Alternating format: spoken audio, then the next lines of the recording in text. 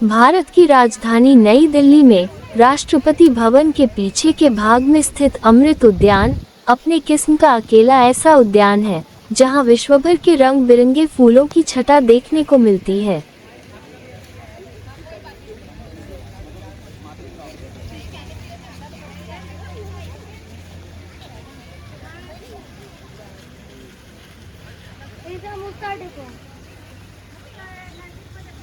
यहाँ विविध प्रकार के फूलों और फलों के पेड़ों का संग्रह है।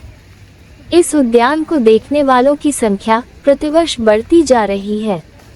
आमतौर पर अमृत उद्यान वसंत ऋतु में 1 माह के लिए पर्यटकों के लिए खुलता है, परंतु राष्ट्रपति भवन स्थित अमृत उद्यान एक बार फिर से आम लोगों के लिए खुलने जा रहा है।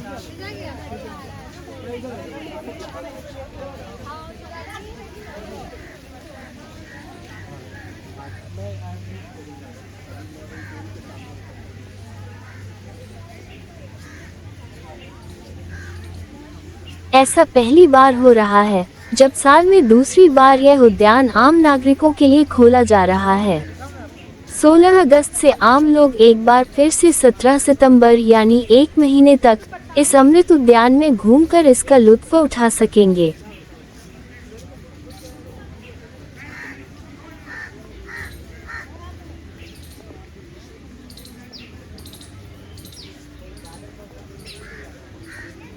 आज़ादी के अमृत महोत्सव के तहत इस उद्यान को आम लोगों के लिए खोलने का निर्णय लिया गया है।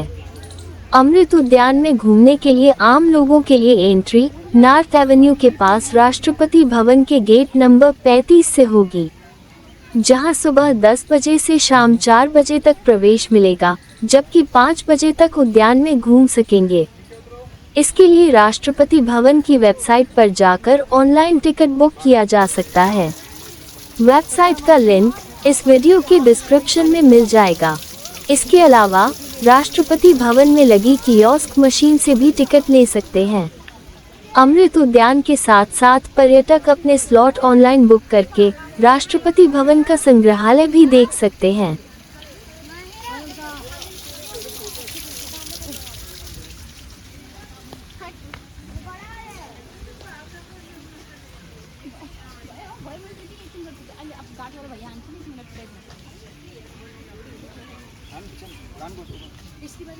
पहले इस उद्यान का नाम मुगल गार्डन था।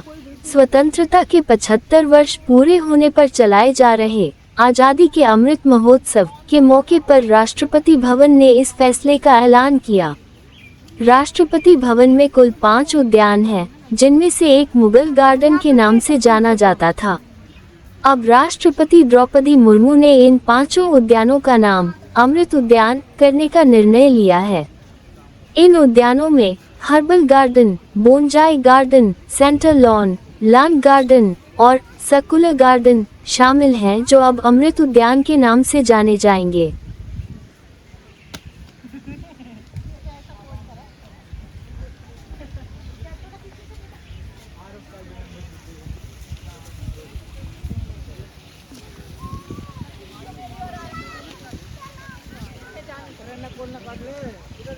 मैसूर के वृंदावन गार्डन को छोड़कर शायद ही और कोई उद्यान इसके मुकाबले का होगा।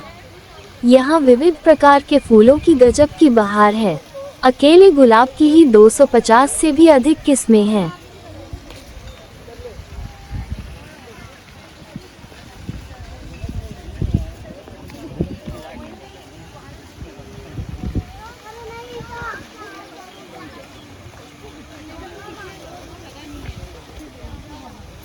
अमृत गार्डन की परिकल्पना लेडी हॉर्डिंग की थी।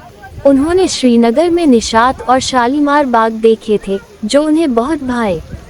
बस तभी से अमृत गार्डन उनके जेहन में बैठ गया था।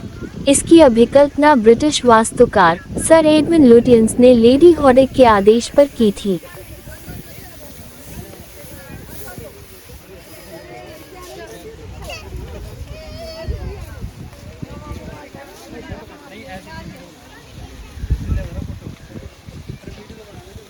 तेरह एकड़ में फैले इस उद्यान में ब्रिटिश शैली के संग संग औपचारिक मुगल शैली का मिश्रण दिखाई देता है।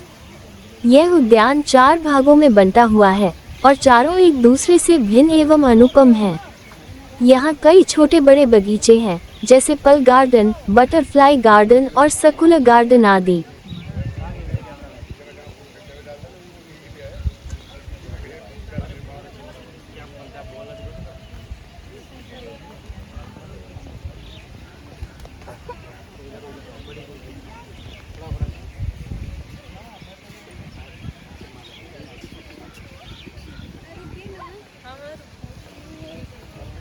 बटरफ्लाई गार्डन में फूलों के पौधों की बहुत सी पंक्तियां लगी हुई हैं। यह माना जाता है कि तितलियों को देखने के लिए ये जगह सर्वोत्तम है। अमृत उद्यान में अनेक प्रकार के फूल देखे जा सकते हैं, जिसमें गुलाब, गेंदा, स्वीट विलियम आदि शामिल हैं। इस बाग में फूलों के साथ साथ जड़ी बूटियां और औषधियां भी उगाई जाती हैं। इनके लिए एक अलग भाग बना हुआ है, जिसे औषधि उद्यान कहते हैं।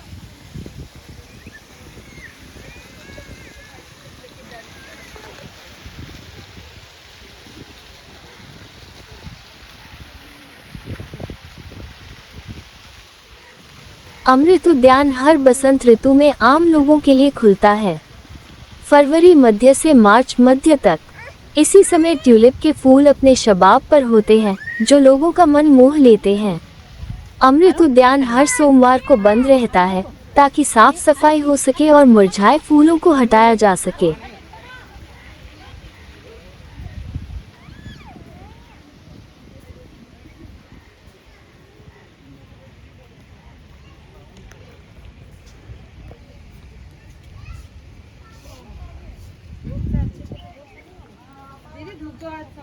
मुख्य उद्यान अमृत उद्यान का सबसे बड़ा भाग है, जिसे पीस द रेजिस्टेंस कहते हैं।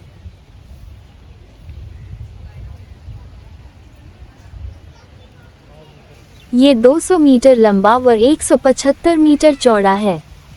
इसके उत्तर और दक्षिण में टेरेस गार्डन है और इसके पश्चिम में एक टेनिस कोर्ट तथा लॉन गार्डन है। यहाँ से 2 नहरें उत्तर से दक्षिण व 2 नहरें पूर्व से पश्चिम को बहती हैं, जिनके बीच में संगम पर 6 फव्वारे कमल के आकार के बने हुए हैं।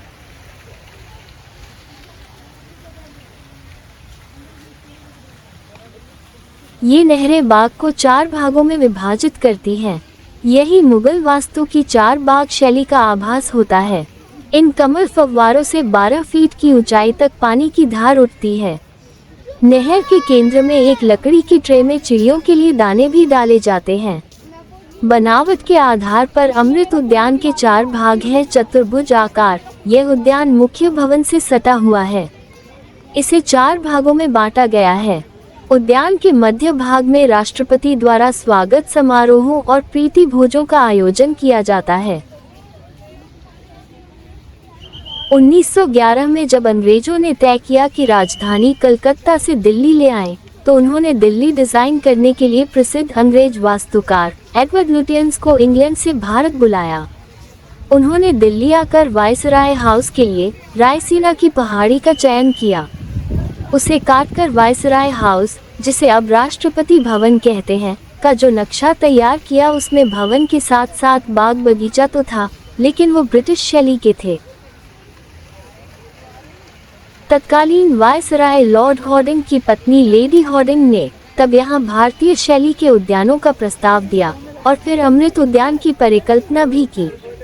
उन्होंने श्रीनगर में निषाद बाग और शालीमार बाग देखे थे, जो उन्हें बहुत भाए। बस तभी से अमृत उद्यान शैली उनके मन में बैठ गई थी। वो इन बागों से इस तरह रोमांचित हो उठी थी कि वायसराय हाउस में अमृत उद्यान को साकार होते देखना चाहती थी। उन्होंने लुटियंस के सामने अपनी बात रखी। वास्तुकार लुटियंस लेडी हॉर्डिंग का बहुत सम्मान करते थे, इसलिए वायसराय हाउस में अमृत उद्यान की उनकी परिकल्पना को साकार रूप देने को मना नहीं कर सके।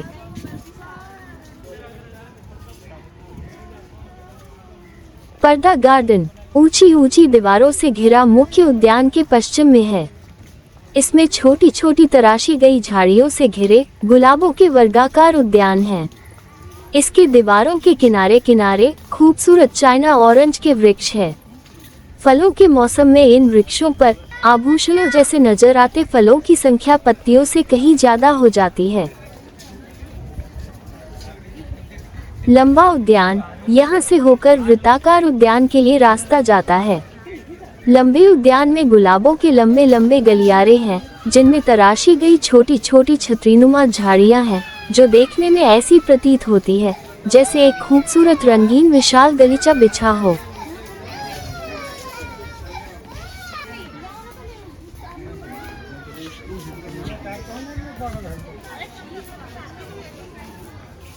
सन 1928 में लॉर्ड इरविन ने इस वायसराय हाउस में शानो शौकत के साथ कदम रखा।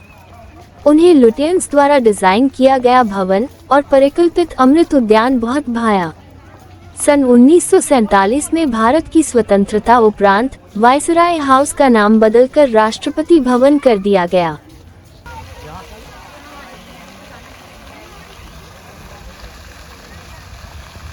वृत्ताकार उद्यान, ये पश्चिमी किनारे पर स्थित है।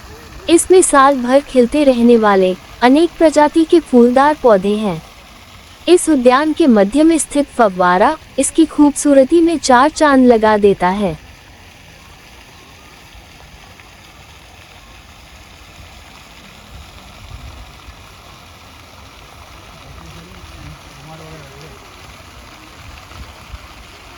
वृत्ताकार उद्यान को पल गार्डन या बटरफ्लाई गार्डन भी कहा जाता है। रंगों की छटा बिखेरते इस उद्यान में बीच बीच में हरित पत्तियां हैं और इसके मध्य में एक फव्वारा भी है।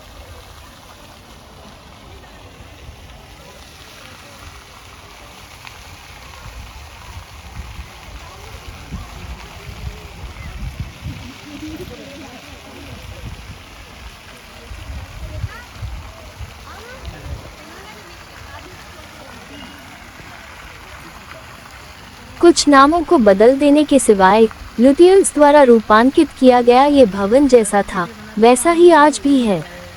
अमृत उद्यान में भी कोई खास बदलाव नहीं आया, सिवाय कुछ बागवानी संबंधित सुधारों के। भारत के अब तक जितने भी राष्ट्रपति हुए हैं, उनके मुताबिक इसमें कुछ न कुछ बदलाव अवश्य हुए हैं।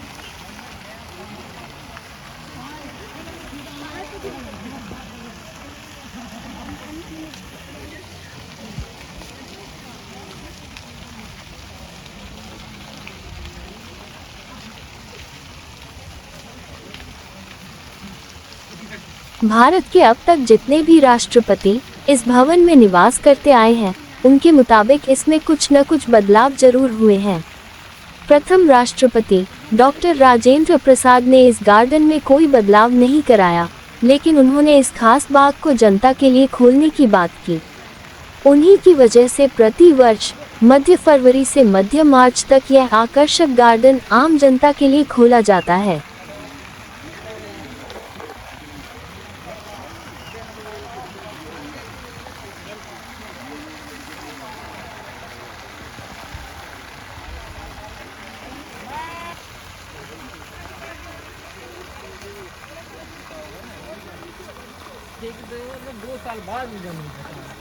डॉक्टर जाकिर हुसैन गुलाबों के अत्यंत शौकीन थे। उन्होंने देश विदेश से गुलाब की कई किस्में मंगवाकर यहाँ लगवाई। हुसैन के बाद ज्ञानी जैल सिंह बागवानी को लेकर खासे सक्रिय थे। हर दिन घंटों अमृत उद्यान में बिताते थे। खास डेरा बनवाकर वहीं बैठे रहते थे। गुरुबानी का पाठ भी सुनते थे। ज्ञानी जैल सिंह को अमृत उद्यान खूब भाया। वे सुबह 5 बजे ही नहा धोकर इस बगीचे में सैर के लिए आ जाया करते थे। यहाँ पर उनके सचिव उन्हें गुरबानी तथा रामायण का पाठ सुनाया करते थे। यहाँ पर जो डैलिया अपनी मनमोहन छटा बिखेर रहा है, वो उन्हीं के प्रयासों से कलकत्ता के राजभवन से यहाँ लाया गया। Dear children, I am a shisham tree in Balwatika or Amrit Udyan. I am about 225 years old. I am also known by the name Indian Rosewood. My botanical name is Dalbergia Sisu. Doctor V गिरी और श्री नीलम संजीव रेड्डी की बागों तथा बागवानी में खास दिलचस्पी नहीं थी, फिर भी वे बाग कर्मचारियों की मेहनत से खिले फूलों को देखकर उनकी सराहना करते रहते थे। श्री फखरुद्दीन अली अहमद को कोई खास दिलचस्पी इस बाग में नहीं थी, लेकिन बेगम आबिदा को ये गार्डन बहुत भाया। वे घंटों इस बाग में फूलों को निहारती, उनसे बातें किया करती और घूम घूम कर प्रत्येक क्यारी में जाकर उनकी देखभाल करती थी। इकेबाना उन्हीं की वजह से इस बाग की शोभा बढ़ा रहा है।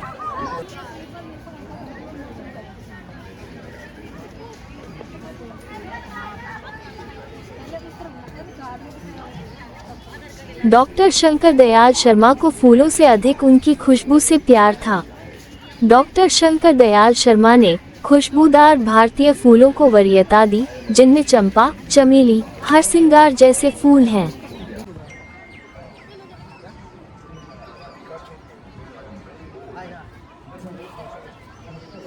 श्री के.आर. नारायणन महोदय को भी फूलों से ज्यादा लगाव नहीं था, फिर भी वे कभी कभार बाग में टहलने जरूर जाते थे और फूलों को बड़े गौर से निहारते थे। उन्हें फूलों की खुशबू बहुत अच्छी लगती थी।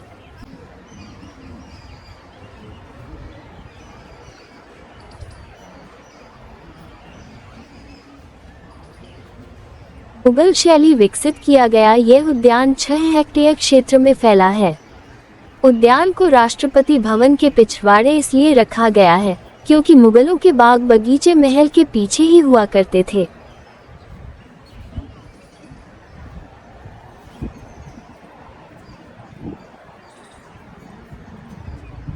इसलिए एडवर्ड लुटियंस ने केवल इसका रूपांकन ही नहीं किया, बल्कि मुगलों की सोच को भी उसी तरह बनाए रखा। उन्होंने जम्मू कश्मीर के खूबसूरत उद्यानों, ताजमहल के उद्यान तथा पारसी और भारतीय चित्रकारियों से प्रेरित होकर इन उद्यानों का खाका तैयार किया।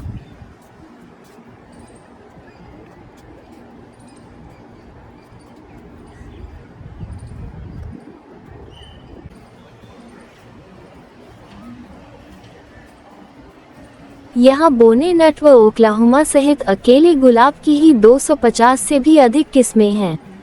ओक्लाहोमा गुलाब के फूल का रंग लगभग काला है। नीले गुलाब की प्रजातियों में पैराडाइस, ब्लू मून और लेडी एक्स शामिल हैं। यहाँ हरे रंग के गुलाब की भी किस्में हैं।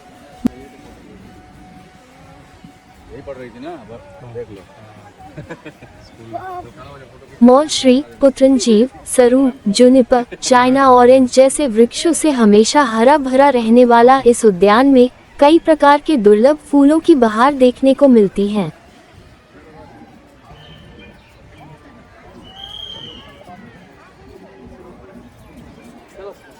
गुलदाउदी की 125, बोगनविलिया की 50 से अधिक किस्मों को यहाँ देखा जा सकता है। गेंदे की जितनी किस्में यहाँ हैं, शायद ही और कहीं देखने को मिलती हों। डहेलिया के पेड़ों की भी अलग ही छटा है। इनके अलावा यहाँ बोनसाई का भी प्रयोग किया गया है। कुछ तो ऐसे भी हैं जिनकी आयु 50-60 वर्ष से भी अधिक है।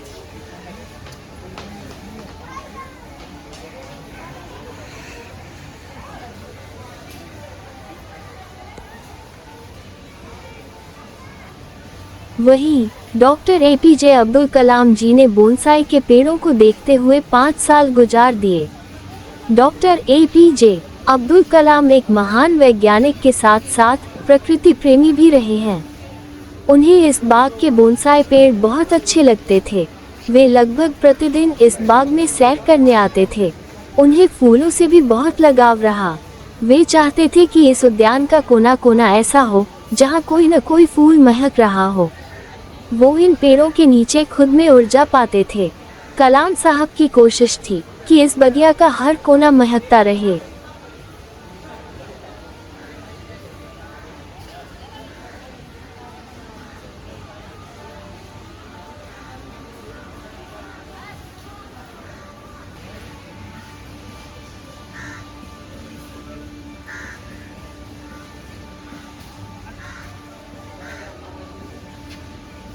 यहाँ calendula एंटुरहिनम, एलिसम, डिमोफोथेका, एसोजिया, लाक्सपर, गजेनिया, gerbera, गोडेतिया, लाइनेरिया, मेसम्ब्राइनथीमा, ब्रासिकम, म्यूसेरिया, वेरबेना, Viola, Pence, stock तथा डहलिया, कार्नेशन और स्वीट पी जैसे सर्दियों में खिलने वाले फूलों की भी बहुतायत है।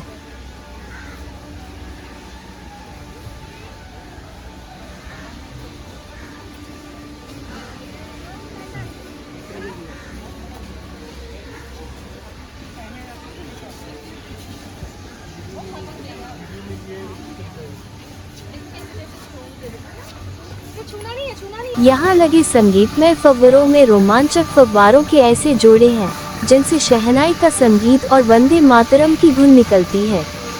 साथ ही ये फव्वारे संगीत के साथ उतरते और चढ़ते हैं।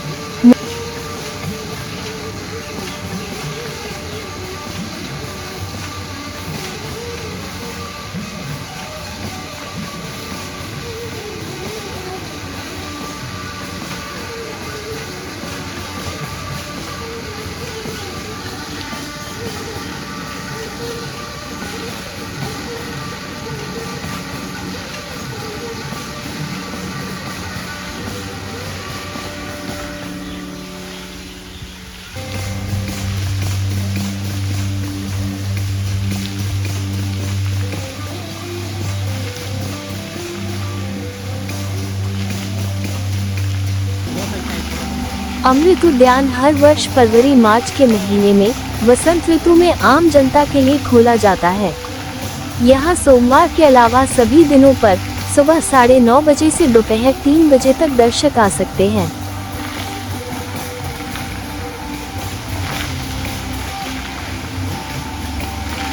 इस उद्यान में आने और जाने के रास्तों को राष्ट्रपति आवास के गेट नंबर 35 से विनियमित किया जाता है, जो चर्च रोड के पश्चिमी सिरे पर नॉर्थ एवेन्यू के पास स्थित है।